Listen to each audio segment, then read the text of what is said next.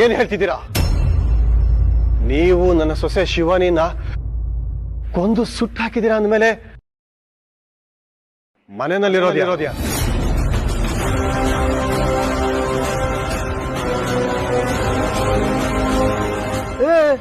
ಹೂಕಂಡೆ, ನಾನು ಅದನ್ನೇ ಹೇಳುವಂತಿದ್ದೆ. ಅಲ್ಲ, ಮೊನ್ನೆ ನಿಮ್ ಮನೆಗ್ ಬಂದಾಗ ನಾನು ಅವಳು ನೋಡ್ದೆ, ಹತ್ತೋದು ಇದಂಗ್ ಬಂದಂತ ದಿಗ್ಲತ್ಕೊಂತು. ಸಾಧ್ಯ, ಅಸಂಭವ. ನಾನೇ ನನ್ನ ಕೈಯಾರೆ ಕೊಂದು ಸುಟ್ಟು ಹಾಕಿದ ಶಿವಾನಿ ಮತ್ತೆ ನಿನ್ನ ಮನೆಗೆ ಬರಲು ಹೇಗೆ ಸಾಧ್ಯ? ಇಲ್ಲಿ ನಿಂತು ಯೋಚನೆ ಮಾಡೋದ್ರಿಂದ ಯಾವ ಪ್ರಯೋಜನವೂ ಇಲ್ಲ. ಬನ್ನಿ ನನ್ನ ಜೊತೆ, ಅವಳನ್ನ ತೋರಿಸ್ತೀನಿ. ನಾಗಿಣಿ ಬದುಕಿದಾಳೆ ಅನ್ನೋದು ನಿಮ್ಮಷ್ಟೇ ಸತ್ಯ. ಅವಳ ಶಕ್ತಿ ಯುಕ್ತಿನೆಲ್ಲ ನೋಡ್ತಾ ಇದ್ರೆ ನನಗೇನೋ ನಾಗಮಣಿ ಅವಳ ಹತ್ರನೇ ಇದೆ ಅಂತ ಅನಿಸ್ತಾ ಇದೆ.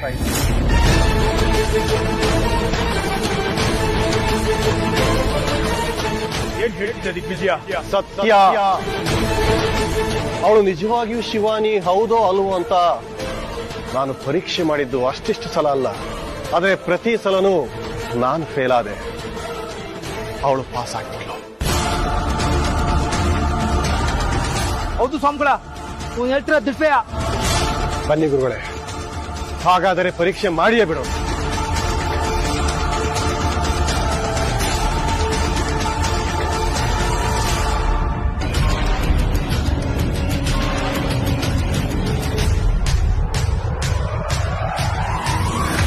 ಯಾಕೋ ಗೊತ್ತಿಲ್ಲ ತ್ರಿಶೂಲ್, ನಿನ್ನ ನೋಡಿದಾಗ ರಾತ್ರಿ ಕನ್ಸ್ ಕಂಡು ಬೆಳಿಗ್ಗೆ ಎದ್ದಾಗ ಕನಸಿನ ಒಂದಷ್ಟು ವಿಚಾರಗಳು ನಮ್ಮನ್ನ ಕಾಡುತ್ತೆ ನೋಡು. ಮುಂದೆ ಯಾವುದೋ ಒಂದು ಘಟನೆ ನಡೆದಾಗ ಅದು ಆ ಕನ್ಸಲ್ಲಿ ಬಂದಿತ್ತು ಅಂತ ಅನ್ಸುತ್ತಲ್ಲ, ಹಾಗನ್ಸುತ್ತೆ. ಈಗ ನೀನ್ ಮಾತಾಡೋ ವಿಚಾರ, ನೀನ್ ಹೇಳೋ ಕತೆ ಇದನ್ನೆಲ್ಲ ಕೇಳಿದಾಗ ಇದೆಲ್ಲ ನನ್ನ ಜೀವನದಲ್ಲಿ ನಡೆದಿದ್ಯೇನೋ ಅಂತ ನನಗನ್ಸ್ತಾ ಇದೆ.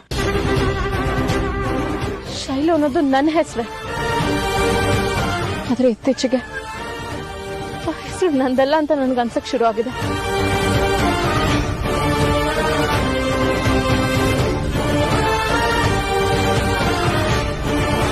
ಬರೀ ಹೆಸರು ಮಾತ್ರ ಅಲ್ಲ, ಬೇರೆ ಎಲ್ಲದರಲ್ಲೂ ನನಗೆ ಗೊಂದಲ ಶುರು ಆಗಿದೆ. ಇನ್ನು ಮುಚ್ಚಿದ್ರೆ ಸಾಕು ಕಾಣೋ ಅಸ್ಪಷ್ಟ ನೆನಪುಗಳು. ಅವಳನ್ನ ಸಾಯಿಸ್ತೀವಿ ಅನ್ನೋದು ಅವಳಿಗೊಂದು ಚೂರು ಗೊತ್ತಾಗ್ಬಾರ್ದು. ಏನಾದ್ರೂ ಉಪಾಯ ಮಾಡಿ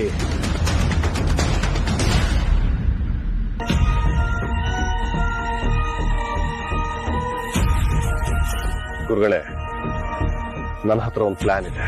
ಏನದು ಹೇಳು.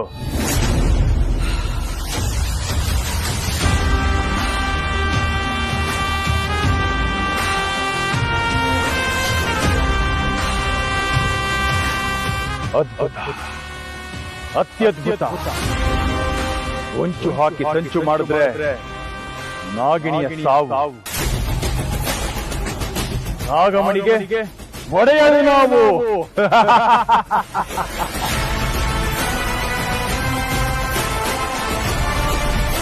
ನಾಗಿಣಿ, ನಾಳೆ ನಿನಗೆ ಅಂತ್ಯ ಹಾಡದಿದ್ರೆ ನಾನು ದಿಗ್ವಿಜಯನೇ ಅಲ್ಲ. ಹೇಳಿ ಮಾವ. ಶೈಲು, ನಾವು ನಾಟಕದವ್ರು ನಿಜ. ಜನ ನಾಟಕ ನೋಡ್ಲಿ ಅಂತ ಸಣ್ಣ ಪುಟ್ಟ ಸುಳ್ಳು ಹೇಳಿದ್ದೂ ನಿಜ. ಬದುಕೋದಕ್ಕೋಸ್ಕರ ಸುಳ್ಳು ಹೇಳಿದ್ರೆ ತಪ್ಪಲ್ಲಮ್ಮ. ಆದ್ರೆ ಬದುಕೇ ಸುಳ್ಳಾದ್ರೆ ಅದು ಬದುಕು ಅನ್ಸೋದಿಲ್ಲ, ನಾಟಕ ಅನ್ಸುತ್ತೆ. ಆಗ ಸಂಬಂಧನೂ ಮರ್ತು ಹೋಗುತ್ತೆ, ಪ್ರೀತಿನೂ ಮರ್ತು ಹೋಗುತ್ತೆ. ಯಾವ ಕ್ಷಣದಲ್ಲಿ ಏನಾಗುತ್ತೋ ಅಂದ ಭೀತಿಯಿಂದ ಬದುಕಬೇಕಾಗುತ್ತೆ. ನೋಡಿ ಶೈಲು, ಸ್ಟೇಜಲ್ಲಿ ನಾಟಕ ಆಡಿದ್ರೆ ಚಪ್ಪಾಳೆ ಇಟ್ ಬೀಳುತ್ತೆ, ಅದೇ ಬದುಕಲ್ಲಿ ನಾಟಕ ಆಡಿದ್ರೆ ಕಲ್ಲಿಟ್ ಬೀಳುತ್ತೆ. ನಮ್ಗಂತ ಬದುಕು ಬೇಡಮ್ಮ. ನಮ್ಮ ಹತ್ರ ಆಸ್ತಿ ಅಂತಸ್ತು ಏನೂ ಇಲ್ಲದೆ ಇರ್ಬೋದು, ಆದ್ರೆ ದೇವರು ಕೊಟ್ಟಂತ ಕಲೆ ನಮ್ಮಲ್ಲಿದೆ. ಜನಗಳ ಪ್ರೀತಿ ನಮ್ಮ ಹತ್ರ ಇದೆ, ಸ್ವಾಭಿಮಾನ ಇದೆ. ಇದ್ರ ಜೊತೆ ಬಾಳೋಣ. ಶೈಲು, ನಮ್ಗೆ ಈ ಊರು ಬೇಡ, ಈ ಮನೇನೂ ಬೇಡ. ನಾವು ನಮ್ಮ ಹಣ್ಣಿಗೆ ಹೊಟ್ಟೋಗೋಣ. ಬಾಮ್ಮ. ಅತ್ತೆ, ನಮ್ಮ ಮನೆ ಅಲ್ಲಿರ್ಬೋದು, ಆದ್ರೆ ನನ್ನ ಗುರಿ ಇಲ್ಲಿದೆ. ಆ ದೇವ್ರು ಪ್ರಪಂಚ ಅನ್ನೋ ಸ್ಟೇಜ್ ಮೇಲೆ ನಮ್ಮನ್ನ ಬಿಟ್ಟಾಗ ನಮ್ದು ಇಂಥದೇ ಪಾತ್ರ ಅಂತ ಫಿಕ್ಸ್ ಮಾಡಿರ್ತಾನೆ. ಅದನ್ನ ನಮ್ಗೆ ಹೇಳ್ಬೇಕು ಅಂತ ಪ್ರಯತ್ನ ಕೂಡ ಮಾಡಿರ್ತಾನಂತೆ. ಆದ್ರೆ ನಾವ್ ಅದನ್ನ ಅರ್ಥ ಮಾಡ್ಕೊಳ್ದೆ ನಮ್ದು ಯಾವ್ದೋ ಬೇರೆ ರೋಲ್ ಅನ್ಕೊಂಡು ಅಲಿತಾ ಅಲಿತಾ ನಮ್ ಜೀವನನ ಕಳೆದ್ ಬಿಡ್ತೀವಿ. ಆದ್ರೆ ನನಗೆ ಈಗ ನನ್ ಗುರಿ ಅರ್ಥ ಆಗಿದೆ. ಅದೇ ಸರಿ ಅಂತ ನನಗೆ ಅರ್ಥ ಆಗಿದೆ. ಏನು ಹೇಳ್ತಾ ಇದೀಯಾ ಮಾವ, ಮೊದ್ಲು ನಮ್ಮ ಬದುಕಿನ ಗುರಿ ಏನು ಅಂತ ತಿಳ್ಕೊಳ್ಳೋಕೆ ನಾವು ಬದುಕ್ಬೇಕು. ತಿಳ್ಕೊಂಡ್ಮೇಲೆ ಅದನ್ನ ಸಾಧಿಸೋದಕ್ಕೆ ಅಂತ ನಾವು ಬದುಕ್ಬೇಕು. ಈಗ ನಾನು ಆ ಹಂತದಲ್ಲಿದ್ದೀನಿ. ಇದೆಲ್ಲ ಹೇಳಿದ್ರೆ ನಿಮ್ಗೆ ಅರ್ಥ ಆಗಲ್ಲ ಪಾಪ. ಇಲ್ಲಿದ್ರೆ ನಿಮ್ಮಿಬ್ರಿಗೂ ಕಷ್ಟ ಆಗುತ್ತೆ. ಒಂದ್ ಕೆಲಸ ಮಾಡಿ, ದಯವಿಟ್ಟು ನೀವಿಬ್ರು ಇಲ್ಲಿಂದ ಹೊರಟ್ಬಿಡಿ. ಏನಮ್ಮ ಹೇಳ್ತಾ ಇದೀಯಾ? ದಯವಿಟ್ಟು ನನ್ನ ಅರ್ಥ ಮಾಡ್ಕೊಳ್ಳಿ ಮಾವ. ನನ್ನ ಹಿಂದಿನ ಬದುಕಿನ ಬಗ್ಗೆ ನನಗೆ ಒಂದಷ್ಟು ಗೊಂದಲಗಳಿದೆ. ಮುಂದಿನ ದಾರಿ ಕೂಡ ಕಷ್ಟ ಇದೆ. ಅದರಿಂದ ನಾ ಇಷ್ಟು ಪ್ರೀತಿಸೋ ನಿಮ್ಗೆ ಯಾವ ತೊಂದರೆನೂ ಆಗ್ಬಾರ್ದು. ಪ್ಲೀಸ್ ಇಲ್ಲಿಂದ ಹೊರಟೋಗಿ. ಶೈಲು, ನೀನ್ ಮಗುವಾಗಿದ್ದಾಗ ಕೆಳಗಿಟ್ರೆ ಇರುವೆ ಎತ್ಕೊಂಡು ಹೋಗುತ್ತೆ, ಮೇಲಿಟ್ರೆ ಕಾಗೆ ಎತ್ಕೊಂಡು ಹೋಗುತ್ತೆ ಅಂತ ಅಲ್ಲೂ ಹಿಡ್ದೆ ಇಲ್ಲೂ ಹಿಡ್ದೆ ಕೈಯಲ್ಲಿ ಜೋಪಾನ ಸಾಕಿ. ಪೂಜೆನಾ? ನಾಳೆ ತುಂಬಾ ಒಳ್ಳೆ ದಿನ ಅಂತೆ. ದೇವಸ್ಥಾನದಲ್ಲಿ ಪೂಜೆ ಮಾಡಿಸಿ ಮನೆಯಲ್ಲಿ ನಾವು ಪೂಜೆ ಮಾಡೋ ಕಳಶದ ನೀರನ್ನು ತಗೊಂಡು ಹೋಗಿ ಗ್ರಾಮ ದೇವತೆಗೆ ಅಭಿಷೇಕ ಮಾಡಿಸ್ಬೇಕಂತೆ. ಪೂಜೆ ಮಾಡಿಸೋದು ಏನಾದ್ರೂ ಹರಕೆ ಇದ್ದಾಗ ಅಥವಾ ವಿಶೇಷ ದಿನಗಳಲ್ಲಿ ಅಥವಾ ಏನಾದ್ರೂ ಸಮಸ್ಯೆ ಇದ್ದಾಗ. ಈಗ ಇದ್ಕಿದ್ದಾಗೆ ಪೂಜೆ ಅಂದ್ರೆ? ಹೌದು, ನಾಳೆ ತುಂಬಾ ವಿಶೇಷವಾದ ದಿನ ಅಂತೆ. ಅಂತ ದಿನ ಪೂಜೆ ಮಾಡಿಸಿದ್ರೆ ಇರೋ ಕಷ್ಟ ಕಾರ್ಪಣ್ಯಗಳೆಲ್ಲ ಕರೆಗೂ ಹೋಗ್ತಾವಂತೆ. ಅಣ್ಣ ಕೂಡ ವಾಪಸ್ ಬರ್ತಾರಂತೆ.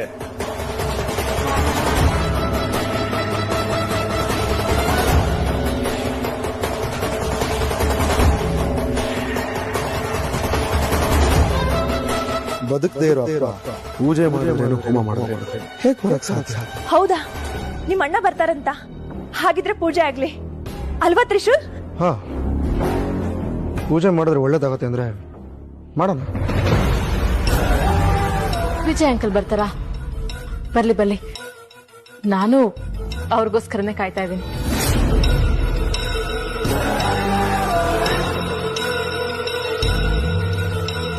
ನೀನ್ ಯಾಕೆ ಕಾಯ್ತಾ ಇದೀಯ ಅಂತ ನನಗೆ ಗೊತ್ತು.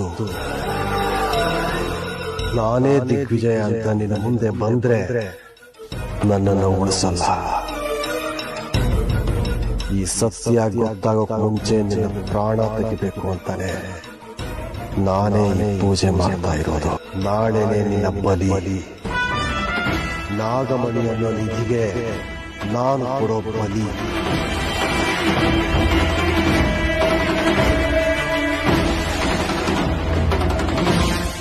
ಯಾಕೆ? ನನ್ನ ಇಂಥ ತುಂಬು ಕುಟುಂಬಕ್ಕೆ ಕರ್ಕೊಂಡ್ ಬಂದ್ ಸೇರ್ಸಿದ್ದಕ್ಕೆ.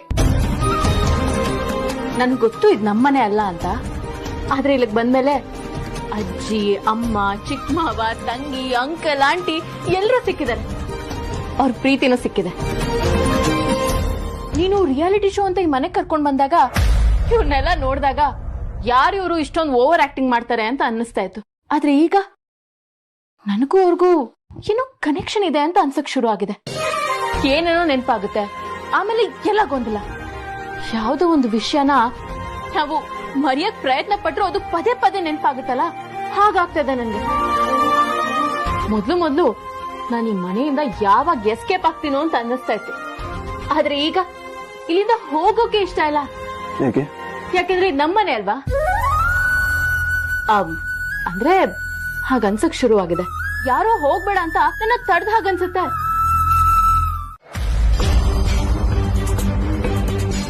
ಅದು ಕಳಶ. ಹೌದಪ್ಪ, ನಿಮ್ ಮನೆಯಲ್ಲಿ ಪೂಜೆ ಮಾಡೋ ಕಲಶನ್ನ ಇಲ್ಲಿ ತಗೊಂಬಂದು ಪೂಜೆ ಮಾಡಿ ಕೊನೆಗೆ ದೇವ್ರಿಗೆ ಅಭಿಷೇಕ ಮಾಡ್ಬೇಕು ಅಂತ ಹೇಳಿದ್ನಲ್ಲ, ಮರ್ತ್ ಬಿಟ್ರ? ಅದು ಅರ್ಚಕರೇ, ದೇವಸ್ಥಾನಕ್ಕೆ ಬೇಗ ಬರ್ಬೇಕು ಅನ್ನೋ ಆತರದಲ್ಲಿ ಗಡಿಬಿಡಿನಲ್ಲಿ ಕಳಶ ತರೋದನ್ನೇ ಮರ್ತು ಬಿಟ್ವಿ. ಸರಿ ಹೋಯ್ತು ಅಲ್ಲ, ಮದುವೆ ಮಾಡ್ಸಕ್ ಬಂದು ತಾಳಿನೇ ಮರ್ತು ಬಂದಂಗ. ಪೂಜೆಗೆ ಕಲಶನೇ ಮುಖ್ಯ. ಅದನ್ನೇ ಮರ್ತ್ಬಿಟ್ಟು ಬಂದಿದ್ದೀರಲ್ಲ. ಸಮಸ್ಯೆ ಏನಿಲ್ಲ ಅರ್ಚಕರೇ, ಕಾರ್ಯ ಇದೆಯಲ್ಲ, ಒಂದ್ 5 ನಿಮಿಷ ತಂದು ಬಿಡ್ತೀನಿ. 1 ನಿಮಿಷ, ಅದನ್ನ ನಿಮ್ಮ ಮನೆ ಸೊಸೆನೆ ತರಬೇಕು. ಅರ್ಚಕ್ರೆ, ನಾನ್ ಹೋಗ್ ಬರ್ತೀನಿ. ನಾನು ಮನೆ ಸೊಸೆ ಅಲ್ವಾ?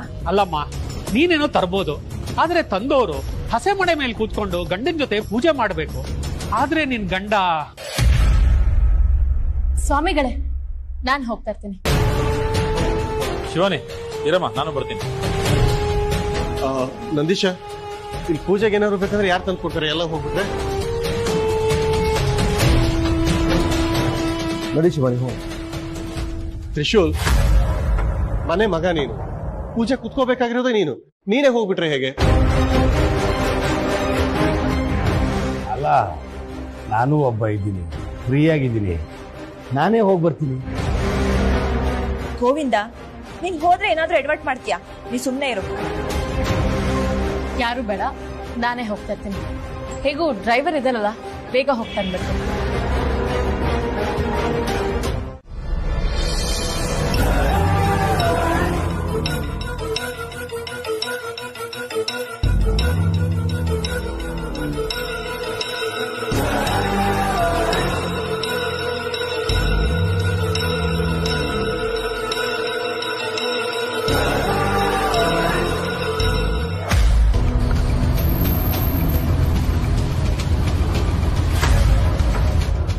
ಏನಾಯ್ತು?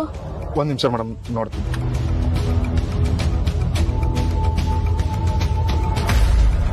ಮೇಡಮ್, ಪಂಚರ್ ಆಗ್ಬಿಟ್ಟಿದೆ ಕಾರು. ಏನ ಪಂಚರ? ಏನ್ ಮಾಡುದು? ಈಗಲೇ ಲೇಟ್ ಆಗ್ಬಿಟ್ಟಿದ್ಯಲ್ಲ. ಹಾ, ಇನ್ನೊಂದ್ ಟೈರ್ ಇರುತ್ತಲ್ಲ, ಅದನ್ನ ಚೇಂಜ್ ಮಾಡಿ. ಸರಿ ಮೇಡಮ್.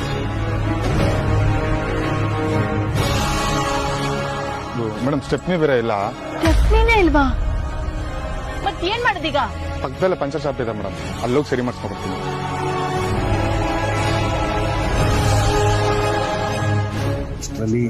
ಆ ನಾಗಿನಿ ಲಾಕ್ ಆಗಿರ್ತಾಳೆ.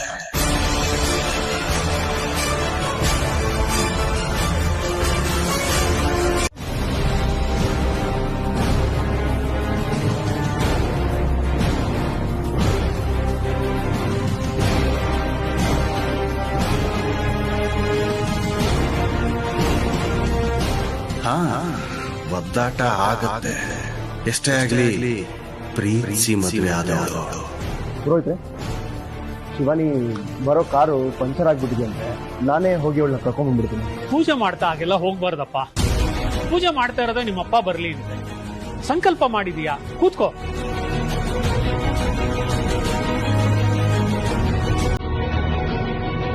ನೋಡಿ,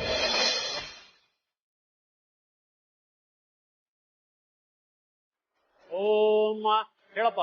ಮಮ ಮಾಮ ಉಪಾತ್ತ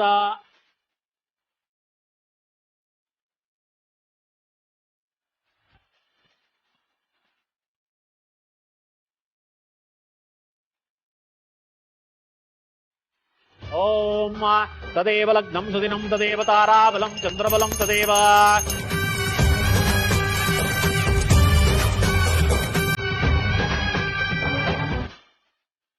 ಅರ್ಚಕರೇ, ಇಷ್ಟೊತ್ತಾದ್ರೂ ನಮ್ಮ ಸೊಸೆ ಇನ್ನೂ ಬರ್ಲಿಲ್ಲ. ಬಹುಶಃ ಏನಾದ್ರೂ ಸಮಸ್ಯೆ ಆಗಿರ್ಬೋದು. ಸ್ವಲ್ಪ ನಾನು ಹೋಗಿ ಕರ್ಕೊಂಡು ಬಂದ್ಬಿಡ್ತೀನಿ. ಸರಿ, ಹೋಗ್ಬಿಟ್ಟು ಬೇಗ ಬಂದ್ಬಿಡಿ.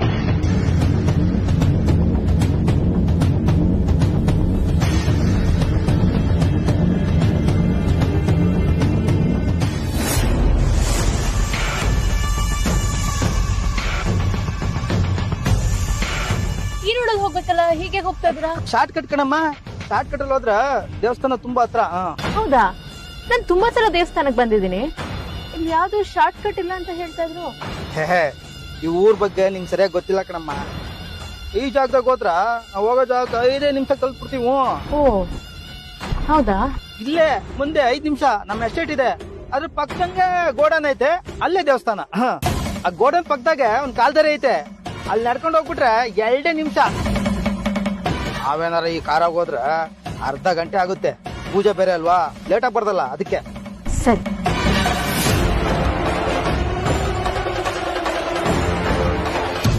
ಆಗ್ರೇ ಸರ್ವದೇವಾನಾಂ ಧೂಪವಯಂ ಪ್ರತಿಗೃಹ್ಯತಾಂ.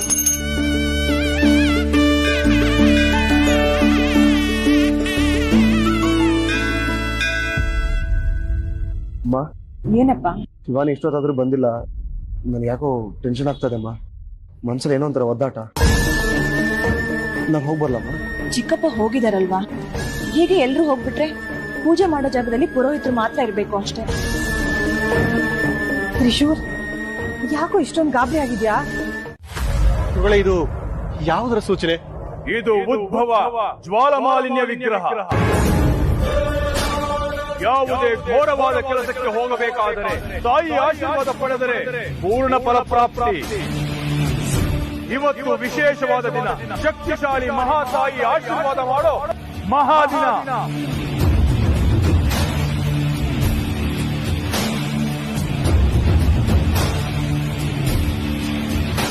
ನನಗೆ ಸೂಚನೆ ಸಿಕ್ಕಿತು, ಮಹಾತಾಯಿ ಆಶೀರ್ವಾದ ಸಿಕ್ಕಿತು. ಇನ್ನು ನಾನು ನಡೆದಲ್ಲೆಲ್ಲ ಗೆಲುವು ನನ್ನದೇ. ಇನ್ನು ನಾಗಿನಿಗೆ ನಮ್ಮನ್ನು ಏನು ಮಾಡಲಾಗುವುದಿಲ್ಲ. ತಾಯಿ ಜ್ವಾಲಮಾಲಿನಿ ನಮ್ಮ ಜೊತೆ ಕವಚದ ಹಾಗೆ ನಿಲ್ಲುತ್ತಾಳೆ. ಯೋಚನೆ ಬೇಡ, ಇನ್ನು ಅವಳು ಬರೀ ಹೆಣ. ಅವಳಲ್ಲಿರುವ ನಾಗಮಣಿ ಕೂಡ ಈ ದೇವಿಯ ಶಕ್ತಿ ಮುಂದೆ ನಿಷ್ಪ್ರಯೋಜಕ. ಇಷ್ಟು ದಿನದ ನನ್ನ ಯಾಗ ಇಂದಿಗೆ ಪರಿಸಮಾಪ್ತಿಯಾಗಿದೆ. ಇನ್ನು ಯಾವ ನಾಗಿನಿ ಆಟವು ನಮ್ಮ ಮುಂದೆ ನಡೆಯುವುದಿಲ್ಲ. ನಡೀರಿ, ಹೋಗೋಣ. ದೈವಿ ಶಕ್ತಿ ಪ್ರಭಾವದಿಂದ ಅವಳ ಕಥೆಯನ್ನು ಮುಗಿಸೋಣ.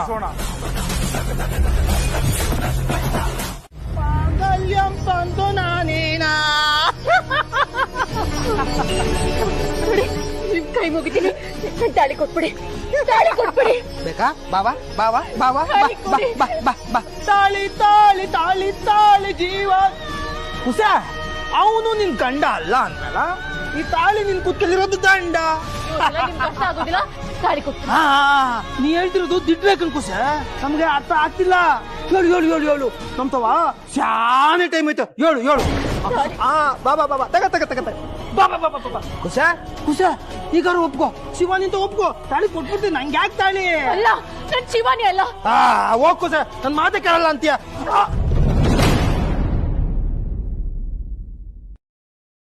ಅಯ್ಯಯ್ಯಯ್ಯ, ಮಾದೇಶ್ವರ ಎಲ್ಲಪ್ಪ ಈ ತಾಳಿ?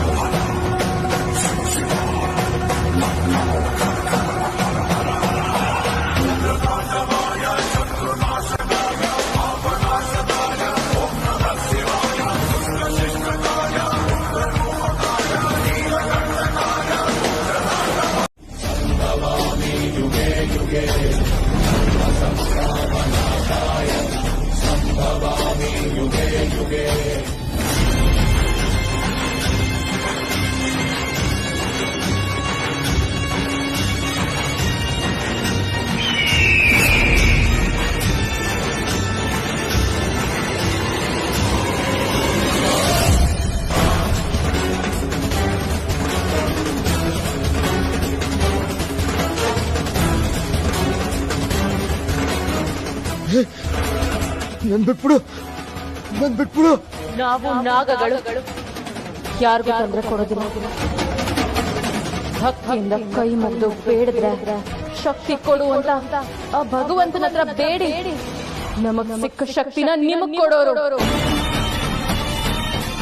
ನಿಮಗಳ ದೋಷನ ನಾವು ಹೊತ್ಕೊಂಡು ನಾವು ನರ್ಕ ಅನುಭವಿಸ್ಕೊಂಡು ನಿಮ್ಗೆ ಸ್ವರ್ಗ ಸಿಗ್ಲಿ ಅಂತ ಹರ್ಸವ್ರು. ನಾವು ಈ ಲೋಕಕ್ಕೆ ಬರೋದು ನಮಗೋಸ್ಕರ ಅಲ್ಲ, ಮನುಷ್ಯರಿಗೋಸ್ಕರ, ನಿಮ್ಮ ಕೋರಿಕೆ ಬೇಡಿಕೆಗಳಿಗೋಸ್ಕರ. ನಿಮ್ಗೆ ಶಾಂತಿ, ಸಮಾಧಾನ, ಐಶ್ವರ್ಯ ಕೊಡೋದಕ್ಕೋಸ್ಕರ. ಒಳ್ಳೆ ಅದಕ್ಕ ಕ್ಷಮಿಸ್ಬಿಡ್ಬೋದಲ್ಲ? ಕ್ಷಮಿಸ್ಬಿಡು.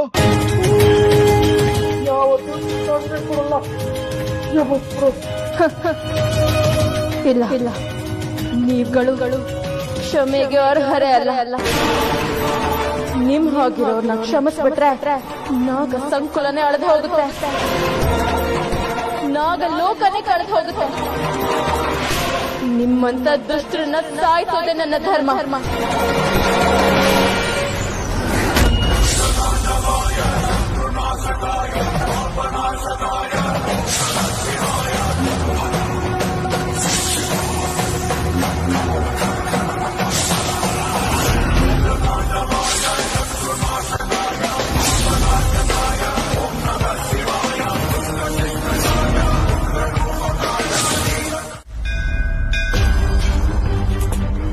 ಮನೆ ಸಮಸ್ಯೆ ಬಗೆಹರಿಲಿ ಅಂತ ಪೂಜೆ ಮಾಡ್ಸೋಣ ಅಂತ ಬಂದ್ರೆ ಪೂಜೆ ಪ್ರಸಾದನೇ ಸಮಸ್ಯೆ ಅಂದಂಗಾಯ್ತು. ನಾನ್ ತಮಾಷೆ ಮಾಡ್ತಾ ಇಲ್ಲಕ್ಕ, ಇರೋ ವಿಚಾರನೇ ಹೇಳಿದ್ದೆ. ಗೋವಿಂದ, ಸ್ವಲ್ಪ ಸುಮ್ನೆ ಇರ್ತೀಯಾ? ಈಗಾಗ್ಲೇ ನನ್ ತಲೆ ಕೆಟ್ಟು ಹೋಗಿದೆ. ನನಗ್ ಮಾತ್ರ ಚೆನ್ನಾಗಿದ್ಯಾ? ನನಗೂ ತಲೆ ಕೆಟ್ಟೋಗಿದೆ. ನೀವ್ ಇದನ್ನ ನೋಡ್ದೆ ನಾನೊಬ್ಬ ನೋಡಿ ಮನೆಗೆ ಬಂದು ಹೇಳಿದಿದ್ರೆ ನಾನು ಹುಚ್ಚ ಅಂತ ತಲೆ ಮೇಲೆ ಹೊಡಿತಾ ಇದ್ವಿ. ಈಗ ನೀವೆಲ್ಲ ನೋಡೋ ಹಾಗಾಯ್ತಲ್ಲ. ನನಗೇನೋ ಅವರಿಬ್ರು ಮಧ್ಯೆ ಏನೋ ಸಮಸ್ಯೆ ಇದೆ ಅಂತ ಅನಿಸ್ತಾ ಇದೆ. ಅಲ್ಲ, ಮನೆ ಸೊಸೆ ಕಳ್ಸ ತರೋದಕ್ಕೆ ಮನೆಗೆ ಹೋದ್ರು, ಇವನ್ ನೋಡಿದ್ರೆ ಫೋನಲ್ಲಿ ಏನೇನೋ ಮಾತಾಡ್ತಿದ್ದ. ನನಗಂತೂ ಒಂದು ಅರ್ಥ ಆಗ್ತದೆ. ಅವಳು ಕಳ್ಸ ತಗೊಂಡ್ಬರೋದಕ್ಕೆ ಮನೆಗೆ ಹೋಗಿಲ್ಲ ಅಥವಾ ಅವಳು ಬೇರೆ ಏನಾದ್ರೂ ತೊಂದರೆ ಆಗಿದ್ಯಾ? ಅದು ಆ ಥರದ್ದೇನೋ ಆಗಿರೋದಿಲ್ಲ. ಅವಳು ಮನೆಗೆ ಬರ್ಲಿ, ವಿಚಾರಿಸೋಣ. ದಿನ ಏನಾದ್ರೂ ಒಂದ್ ಸಮಸ್ಯೆ ಆಗ್ತಾನೆ ಇದೆ. ಇದಕ್ಕೆಲ್ಲ ಇವತ್ತು ಇತ್ಯರ್ಥ ಕಂಡ್ಕೊಬೇಕು. ಬನ್ನಿ ಮನೆಗೆ ಹೋಗೋಣ.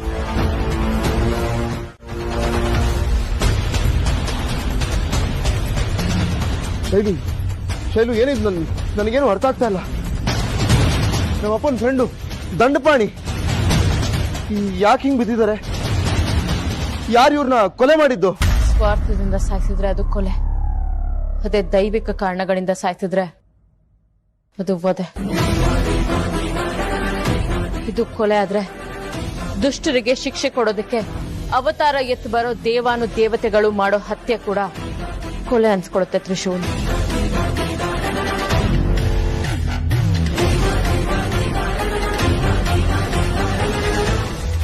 ಶೈಲು, ನೀನೇನ್ ಹೇಳ್ತಾ ಇದೆಯಾ ನನಗೇನು ಅರ್ಥ ಆಗ್ತಾ ಇಲ್ಲ.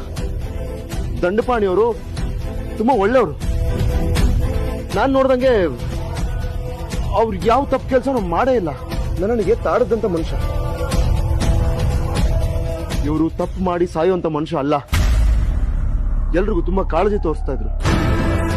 ಇವರಿಂದ ಒಂದು ಇರುವೆಗೆ ನೋವಾದ್ರೂ ಇವ್ರು ಬೇಜಾರು ಮಾಡ್ಕೊಂಡು. ಹಾ, ಒಳ್ಳೆಯವನು, ತುಂಬಾ ಒಳ್ಳೆಯವನು. ಎಷ್ಟು ಒಳ್ಳೆಯವನು ಅಂದ್ರೆ, ನಾನು ದೇವಸ್ಥಾನಕ್ಕೆ ಬರ್ಬೇಕಾದ್ರೆ ದಾರಿಲಿ ಕಾರ್ ಟೈರ್ ಪಂಚರ್ ಆಗಿ ನಿಂತಿದ್ದಾಗ ನನ್ನ ದೇವಸ್ಥಾನಕ್ಕೆ ಡ್ರಾಪ್ ಮಾಡ್ತೀನಿ ಅಂತ ಕರ್ಕೊಂಡ್ ಬಂದ. ನಿನ್ನ ತಂದೆ ಸ್ನೇಹಿತ ಅನ್ನೋ ಒಂದೇ ಒಂದು ಕಾರಣಕ್ಕೆ ಅವನನ್ನ ನಂಬಿ ಕಾರ್ ಹತ್ತಿದೆ. ಆದ್ರೆ ಕಾರು ಬೇರೆ ದಾರಿ ಹೋಗಕ್ ಶುರು ಆಯ್ತು. ಯಾಕೆ ಅಂತ ಕೇಳಿದಕ್ಕೆ, ಇದು ಶಾರ್ಟ್ ಕಟ್ಟು, ಈ ಕೊಡೋನಾಚೆ ಒಂದು ಕಾಲ್ ದಾರಿ ಇದೆ, ಅಲ್ಲಿಂದ ಹೋದ್ರೆ ದೇವಸ್ಥಾನಕ್ಕೆ ಬೇಗ ತಲುಪೋದು ಅಂತ ಇಲ್ಲಿ ಕರ್ಕೊಂಡ್ ಬಂದ. ನಾನು ನನ್ನ ನಂಬಿ ಒಳಗಡೆ ಬಂದ್ರೆ ಚಿತ್ರವಾಗಿ ಮಾತಾಡೋದಕ್ ಶುರು ಮಾಡ್ದ. ನನ್ನ ಶಿವಾನಿ ಅಂದ್ಕೊಂಡು ಏನೇನೋ ಕೇಳೋದಕ್ ಶುರು ಮಾಡ್ದ. ನನ್ ಶಿವಾನಿ ಎಲ್ಲ ಶೈಲು ನನ್ನನ್ನ ಬಿಟ್ಕೊಡು ಅಂತ ಬೇಡ್ಕೊಂಡ್ರು ನನ್ನ ಮಾತನ್ನ ಕಿವಿಗೆ ಹಾಕೊಳ್ಳಿಲ್ಲ ಅವನು. ಬೇಡ, ನನ್ನ ಬಿಟ್ಬಿಡು, ನನ್ ಪೂಜೆಗೆ ಹೋಗ್ಬೇಕು ಅಂತ ಅವನ್ನ ಕಾಡಿ ಬೇಡಿದ್ರು ಅವ್ನ್ ಮನ್ಸ್ ಕರಗ್ಲಿಲ್ಲ. ಕೊನೆಗೆ ಅವ್ನ್ ಕಾಲ್ ಹಿಡ್ಕೊಳಕ್ ಹೋದಾಗ ನನ್ ಮೇಲೆ ಏನೋ ಹಾಕ್ದ. ಆಮೇಲೆ ಏನಾಯ್ತು ಅಂತ ನನಗ್ ಗೊತ್ತಿಲ್ಲ. ಕದ್ಲೋದಕ್ಕೆ ಆಗ್ಲಿಲ್ಲ. ನನ್ ಕಣ್ಣಿಗೆ ರಕ್ತದ ಈ ರಾಕ್ಷಸನ್ ತರ ಕಾಣಿಸ್ತ.